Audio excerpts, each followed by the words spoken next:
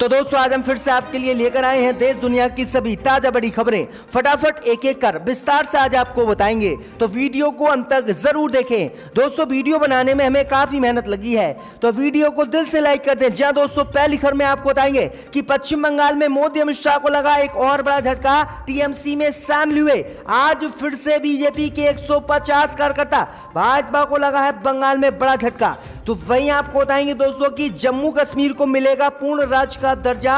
जम्मू कश्मीर के नेताओं के सामने झुके मोदी अमित शाह, जल्द होंगे कश्मीर में चुनाव। तो वहीं आपको बताएंगे दोस्तों कि कृषि कानून को लेकर मोदी अमित शाह को लगा बड़ा झटका।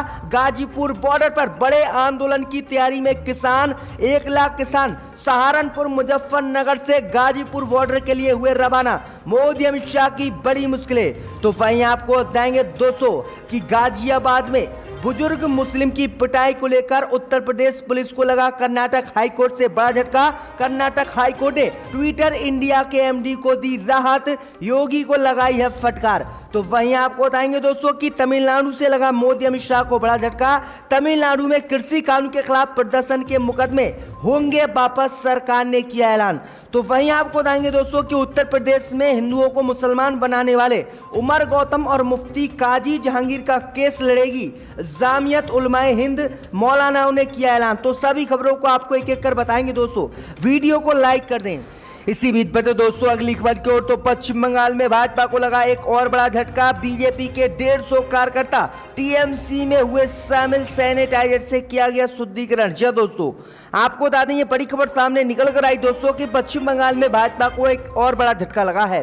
दरअसल आपको बता दें कि पश्चिम बंगाल में भाजपा की 150 कार्यकर्ता टीएमसी में शामिल हो गए हैं और इन सभी भाजपा कार्यकर्ताओं को पहले सैनिटाइजर से मिलाकर शुद्धिकरण करके टीएमसी में शामिल किया गया है। दरअसल आपको बता दें कि ये सभी भाजपा के कार्यकर्ता इलाम बाजार ब्लॉक के हैं और ये बीजेपी को छोड़कर टीएमसी में शामिल हो गए हैं। भाई आपको बता दें कि जिले के स्थानीय नेताओं ने सभी कार्यकर्ताओं को टीएमसी में शामिल करने से पहले सैनिटाइजर से उनका शुद्धिकरण किया है। एक स्थानीय नेता ने कहा कि भाजपा कार्यकर्ताओं में बीजेपी का वायरस था, इसलिए उन्हें सैनिटाइजर से साफ किया गया है। इसी कार्यक्रम का एएनआई ने भी वीडियो जारी किया है। इसमें टीएमसी में शामिल हो रहे कार्यकर्ताओं के हाथ में पार्टी का झंडा थमाया गया है और उन्हें प्रेस मारकर सैनिटाइज किया गया है। भाई आपको बता दें कि इससे पहले हुगली जिले में भाजपा के 200 कार्यकर्ताओं ने सिन मुंडवाकर और गंगा जल छिड़ककर भाजपा को छोड़कर टीएमसी ज्वाइन की थी। तो ये बड़ी अपडेट आई दोस्तों, लगातार भाजपा को झटके पे झटके पश्चिम बंगाल से लग रहे हैं। इसी बीच बढ़ते दोस्तों अगली खबर की ओर। तो फिर से जम्मू कश्मीर को मिलेगा पूर्ण राज्य का दर्जा, जल्द होंगे चुनाव, मोदी अमित शाह ने किया ऐलान। जी दोस्तों आपको बता दें कि गुरुवार को प्रधानमंत्री मोदी की अध्यक्षता में जम्मू कश्मीर को लेकर स्थानीय नेताओं से बातचीत हुई। इस बातचीत में प्रधानमंत्री मोदी ने अनुच्छेद 370 को बहाल करने के साथ जम्मू कश्मीर को फिर से पूर्ण राज्य का दर्जा देने का ऐलान कर दिया है। प्रधानमंत्री मोदी और गृह मंत्री अमित शाह ने कहा है कि हम चाहते हैं कि जम्मू कश्मीर को जल्द से जल्द पूर्ण राज्य का दर्जा मिले और यहां पर विधानसभा चुनाव हो। दरअसल आपको बता दें कि प्रधानमंत्री मोदी की बैठक में जम्मू कश्मीर के सभी नेताओं ने आर्टिकल 370 को बहाल करने की प्रधानमंत्री मोदी से मांग की थी और कहा था कि अगर प्रधानमंत्री मोदी आर्टिकल 370 बहाल नहीं करेंगे तो वह सुप्रीम कोर्ट जाएंगे और सुप्रीम कोर्ट से इंसाफ लेंगे और 370 को बहाल कराकर रहेंगे। तो ये बड़ी अपडेट आई दोस्तों कि जम्मू कश्मीर को पूर्ण राज्य का दर्जा मोदी सरकार देने वाली है और जल्दी विधानसभा चुनाव भी जम्मू कश्मीर में होने वाले हैं। इसी बीच बढ़ते दोस्तों अगली खबर की ओर। तो कृषि कानून को लेकर मोदी अमित शाह को लगा बड़ा झटका। गाजीपुर बॉर्डर पर बड़े आंदोलन की तैयारी में किसान, सहारनपुर और मुजफ्फरनगर से निकाली किसानों ने ट्रैक्टर रैली, बढ़ गई है भाजपा की मुश्किलें। जहां दोस्तों आपको बता दें कि कृषि कानून को लेकर आज मोदी अमित शाह को किसानों से बड़ा झटका लगा है। दरअसल आपको बता दें कि किसान गाजीपुर बॉर्डर पर बड़े आंदोलन की तैयारी कर रहे हैं और सहारनपुर मुजफ्फरनगर से होकर मेरठ किसानों की ट्रैक्टर यात्रा शुरू हो चुकी है। किसानों ने आज फ्री टोल प्लाजा भी करवा दिया है। दरअसल आपको बता दें कि भारतीय किसान यूनियन के राष्ट्रीय अध्यक्ष चौधरी नरेश टिकैत ने कहा है कि भाजपा सरकार किसान विरोधी है। सरकार की करनी और कथनी में अंतर आ गया है। यही कारण है कि 7 माह से आंदोलन कर रहे किसानों की बात सुनने के लिए सरकार तैयार नहीं है। ये बातें उन्होंने यूनियन के मंडल उपाध्यक्ष चौधरी सुरेंद्र सिंह से कही है। उन्होंने कहा कि अगर मोदी अमित शाह ने कृषि कानून को वापस नहीं लिया तो 26 जून को देश में एक बड़ा आंदोलन किसान करने वाले हैं।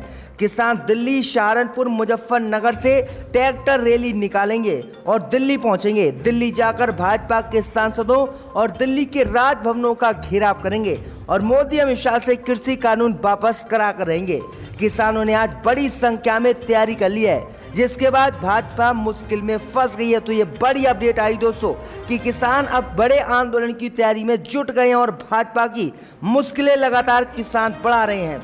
इसी बीच बढ़ते दोस्तों अगली खबर की ओर, तो उत्तर प्रदेश पुलिस को लगा बड़ा झटका। ट्विटर के एमडी को कर्नाटक हाई कोर्ट ने दी राहत। जी दोस्तों, आपको बता दें ये बड़ी खबर सामने निकल कर आई दोस्तों कि उत्तर प्रदेश पुलिस को कर्नाटक हाई कोर्ट से तगड़ा झटका लगा है और कर्नाटक हाई कोर्ट ने ट्विटर इंडिया के एमडी को बड़ी राहत देते हुए गाजियाबाद पुलिस को फटकार लगाते हुए नोटिस जारी कर दिया है। दरअसल आपको बता दें कि पिछले दिनों गाजियाबाद के लोनी में एक मुस्लिम बुजुर्ग की पिटाई और दाढ़ी काटने का मामला सामने आया था, जिसको लेकर उसका एक वीडियो ट्विटर पर वायरल भी हुआ था। अब ट्विटर पर इसी वीडियो को लेकर उत्तर प्रदेश की योगी सरकार और गाजियाबाद पुलिस ने ट्विटर इंडिया के एमडी पर एफआईआर दर्ज कराई थी और कहा था कि ट्विटर देश में बीजेपी का नाम खराब कर रहा है और ऐसे गलत वीडियो को वायरल कर रहा है। इसी को लेकर गाजियाबाद पुलिस ने जो है ट्विटर इंडिया के एमडी पर एफआईआर दर्ज कराई थी। इसी मामले पर सुनवाई करते हुए कर्नाटक हाईकोर्ट ने ट्विटर इंडिया के एमडी जो है मनीष महेश्वरी को राहत देते हुए गाजियाबाद पुलिस को फटकार लगाई और नोटिस भेज दिया और कहा कि आप इस तरह से किसी भी व्यक्ति को टारगेट नहीं कर सकते। ट्विटर इंडिया के एमडी को राहत देते हुए कर्नाटक हाईकोर्ट ने कहा कि पहले पुलिस इसके खिलाफ कोई सबूत या फिर कोई जांच के तथ्य पेश करे, उसके बाद ही इन पर कार्रवाई की जाएगी, अन्यथा कोई कार्रवाई इन पर नहीं की जाएगी। तो ये बड़ी अपडेट आ रही दोस्तों। इसी बीच बता दोस्तों अगली खबर की ओर, तो तमिलनाडु में कृषि कानून के खिलाफ प्रदर्शन के मुकदमे होंगे वापस। मोदी अमित शाह की बड़ी मुश्किलें। यह दोस्तों आपको बता दें कि तमिलनाडु के मुख्यमंत्री एम.के. स्टालिन ने केंद्र के कृषि कानून और नागरिकता संशोधन कानून के खिलाफ हुए प्रदर्शन के खिलाफ दर्ज किए गए सभी मामलों को गुरुवार को वापस लेने की घोषणा तमिलनाडु में कर दी है और भाजपा को बड़ा झटका दिया है। दरअसल आपको बता दें कि तमिलनाडु के मुख्यमंत्री स्टालिन ने विधानसभा में राज्यपाल के अभिभाषण पर धन्यवाद प्रस्ताव पर हुई बहस का उत्तर देते हुए कहा है कि राज्य के सरकारी अस्पतालों में कोविड बाद क्लिनिक खोले जाएंगे। उन्होंने कहा कि जितने भी तमिलनाडु में लॉकडाउन के दौरान कृषि कानून के प्रदर्शन के मामले में किसानों पर मुकदमे हुए हैं और नागरिकता संशोधन कानून का विरोध करते समय जो भी इन पर मुकदमे हुए हैं, इन सभी को वापस लिया जाएगा और किसी पर कोई केस नहीं करने दिया जाएगा। तो ये बड़ी अपडेट आ रही है, बड़ा झटका तमिलनाडु सरकार ने मोदी सरकार को दिया है। इसी बीच बच्चे दोस्तों अगली खबर की ओर, तो सोनिया गांधी का केंद्र पर हमला, कहा आसमान छूती महंगाई तोड़ रही है आम लोगों की कमर। जी दोस्तों आपको बता दें कि कांग्रेस के अध्यक्ष सोनिया गांधी ने पेट्रोल डीजल की कीमतों में जारी वृद्धि पर गहरी चिंता व्यक्त करते हुए कहा है कि खाद्य तेल, दालें तथा अन्य जरूरी वस्तुओं की आसमान छू रही कीमतों ने आम लोगों की कमर तोड़ दी है।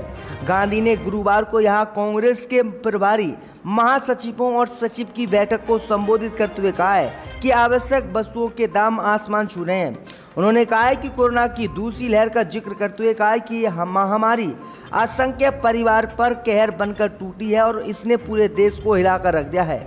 लाखों लोगों को महामारी में जान गंवानी पड़ी है और असंख्य परिवारों को इस कहर से अपनों को खोना पड़ा है। कांग्रेस की अध्यक्ष सोनिया गांधी ने केंद्र पर हमला बुलाया और कहा कि महंगाई जिस तरह से आसमान छू रही है, इसने पूरे देश को बर्बाद करके रखा है और मोदी अमित शाह को तत्काल महंगाई को कम देश में करना चाहिए। इसी बीच बच्चों दोस्तों अगली खबर की ओर, तो कश्मीर को लेकर ममता बनर्जी ने मोदी पर बोला हमला, कहा भाजपा को नहीं छीननी चाहिए थी कश्मीर की आजादी। जी दोस्तों आपको बता दें कि एक तरफ जहां कश्मीर के राजनीतिक दलों के प्रमुख नेताओं के साथ गुरुवार को प्रधानमंत्री मोदी ने नई दिल्ली में बैठक की, तो वहीं दूसरी तरफ पश्चिम बंगाल की मुख्यमंत्री ममता बनर्जी ने कश्मीर को लेकर प्रधानमंत्री मोदी पर गंभीर आरोप लगाए। दरअसल आपको बता दें कि ममता बनर्जी ने कहा कि जम्मू कश्मीर से राज्य का दर्जा छीनने की क्या जरूरत थी, जम्मू कश्मीर की आज़ादी नहीं छीननी चाहिए थी। ममता ने आगे कहा कि कश्मीर में निरंकुश शासन ने दुनिया में बदनामी हुई। ममता बनर्जी ने आगे कहा कि कश्मीर का राज्य का दर्जा हटाने की जरूरत क्या थी? पीएम मोदी की बैठक किस मुद्दे पर कुछ हुई है, इसका कोई पता नहीं है। ममता बनर्जी ने कहा है कि पिछले 2 सालों में बीजेपी के सिवा कश्मीर में किसी ने भी कोई राज नहीं किया है। क्या भाजपा ही सिर्फ देश में देशभक्त है, बाकी सब आतंकवादी हैं? वहीं आगे ममता बनर्जी ने कहा कि प्रधानमंत्री मोदी को तत्काल कश्मीर को पूर्ण राज्य का दर्जा देना चाहिए और कश्मीर की आज़ादी नहीं छीननी चाहिए। तो ये बड़ा ऐलान जो है ममता बनर्जी ने किया है। इसी बीच पर तो दोस्तों अगली खबर की ओर, तो हिंदू से मुसलमान बनाने वाले उमर गौतम और मुफ्ती काजी जहांगीर का केस लड़ेगी जामियत। जी दोस्तों, आपको बता दें कि अवैध धर्म परिवर्तन कराने के आरोप में यूपी एटीएस ने उमर गौतम और उसके सहयोगी मुफ्ती काजी जहांगीर वसीम को न सिर्फ गिरफ्तार किया है, बल्कि उसे दोनों की 7 दिन की रिमांड भी मिल गई है।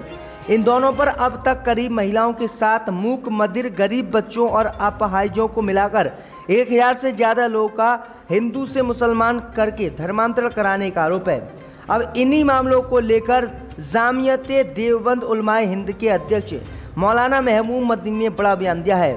उन्होंने कहा है कि जबरन धर्मांतरण का आरोप लगाकर जिस तरह से उमर गौतम और जहांगीर को गिरफ्तार कर मीडिया के सामने पेश किया जा रहा है, वह बहुत ही गलत है। इसके साथ ही मौलाना महमूद मदनी ने कहा है कि उमर गौतम के बेटे अब्दुल्ला उमर की गुजारिश पर जामियत उलमाए हिंद अदालत में इस मामले की मजबूती से पैरवी करेगी। इसके साथ ही उन्होंने कहा है कि अल्पसंख्यकों और कमजोरों के तबकों के साथ लोगों के मामलों में मीडिया का जज बना जाना है और उन्हें मुजरिम बनाकर पेश किया गया है, इसलिए उन्हें जो है हम केस लड़ेंगे। वहीं आपको बता दें, उन्होंने कहा तबलीगी जमात को लेकर भी मीडिया ने जिस तरह से बेकसूर तबलीगी जमातियों को पूरे देश में बदनाम किया था, उसी तरह से अब इनको भी भाजपा बदनाम कर रही है।